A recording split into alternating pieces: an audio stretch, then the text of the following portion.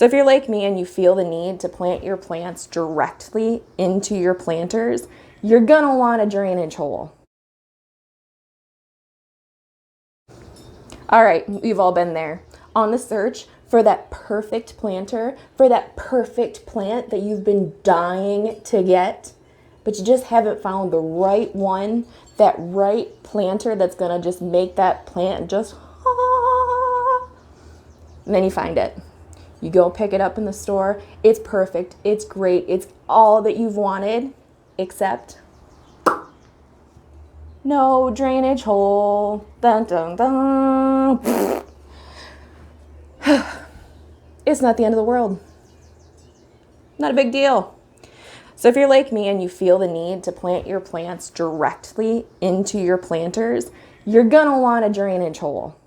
It's important. Because if you're anything like me and you give your plants just a little bit too much water every once in a while, you're not going to want that water sitting in the bottom of that planter rotting away your roots. So you're going to want that drainage hole in there. But you say, but how do I do that? Well, it's easy. It really is. All you need, drill and drill bits. It's that simple. So all you need to get are these diamond encrusted drill bit tips, which are made for tile, ceramic, glass. They're pretty handy dandy. I got mine on Amazon, I think for maybe $6. So pretty affordable, especially when you're working with that perfect planter that you just had to have, but you need that hole. So I'll put the link for these drill bits down below in the description. And I got this coffee latte mug on clearance at Hobby Lobby for like $3. Would that not be the cutest little planter?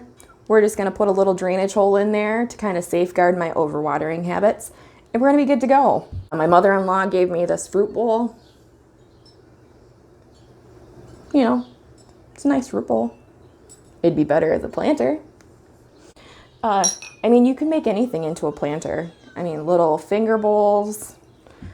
Even if you get something that is just like a cash pot, which I got this at TJ Maxx today for $7.99, and it would work perfectly fine as a cash pot. But again, if you're like me and you feel the need to plant your plants directly into your planters and not have them in the nursery pots for some reason, I don't know. It's a thing. I can't not plant my plants. Does that make sense? I don't know. Am I the only one that's like that? Please tell me that I'm not the only one that feels that need. So if you get something like this and you just don't want to use it as a cash pot and you actually want to use it as a planter, you can make a drainage hole. So all you need is your drill bits, handy dandy drill.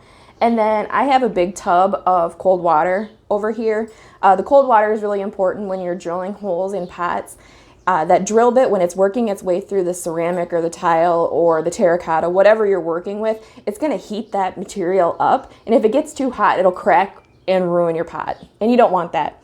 So either you can consistently pour some cold water on to whatever it is that you're drilling and making sure that that pot or that glass or whatever it is that you're working with doesn't heat up, or you can submerge into a tub of cold water, and that'll kind of ensure that you're constantly having that cold water over that hole so that it's not heating up and you're not going to risk, cracking the planter.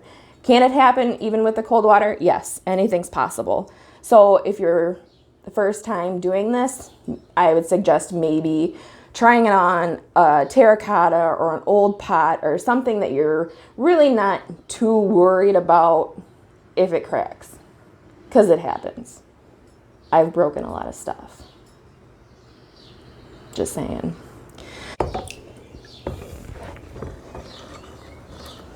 So it's important when you're doing this that you want to start your drill off at a 45-degree angle. This way it'll kind of stop that drill bit from hopping all over your pot and leaving little skid marks all around the bottom of your pot. It's not a huge deal, but This way, you know, you're kind of making sure you're not marring that up. But you want to start your drill slowly at that 45-degree angle until you get a little bit of a groove into the side of the pot. And then once you get that little bit of a groove, you can slowly bring your drill up to a 90-degree angle and then go down from there. And then you just want to make sure that you're going slow and you're paying attention to just how far you're getting through to your pot, because once you get all the way through, that drill bit is gonna, you know, drop down, and you don't want to be hitting your drill on the top of that or on the bottom of that pot, because it'll crack it, and we don't want that.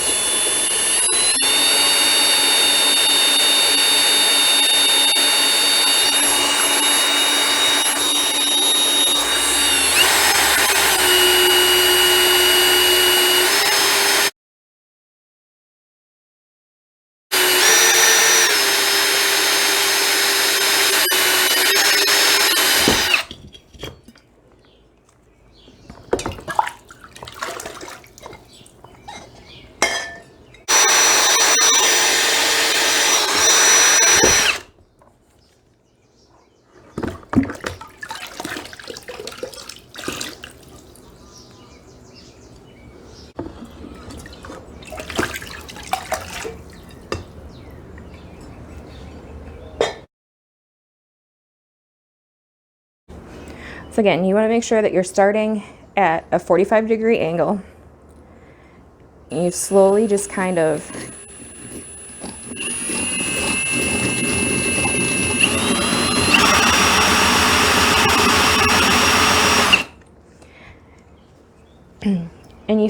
just want to go until you get a little bit of a groove right there. I don't know if you can see that. So then once you get that little bit of a groove, that drill bit kind of just slides in there, and it'll help hold it in place.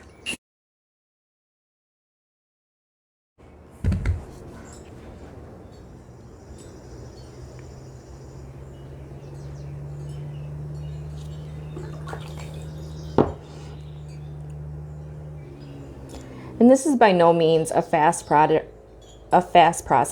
You actually want to go fairly slow when you're doing this, because if you're going too fast or you're pushing too hard on the drill bit, when the drill bit finally makes its way through, it can end up cracking and splitting some of the inside of your pot off. So there you go. That's about it. If you guys have any questions, make sure to ask me down in the comments below. Do you have any pots that you wish had drainage holes that you might try this on? But let me know. Otherwise, I will see you in the next one. Bye. And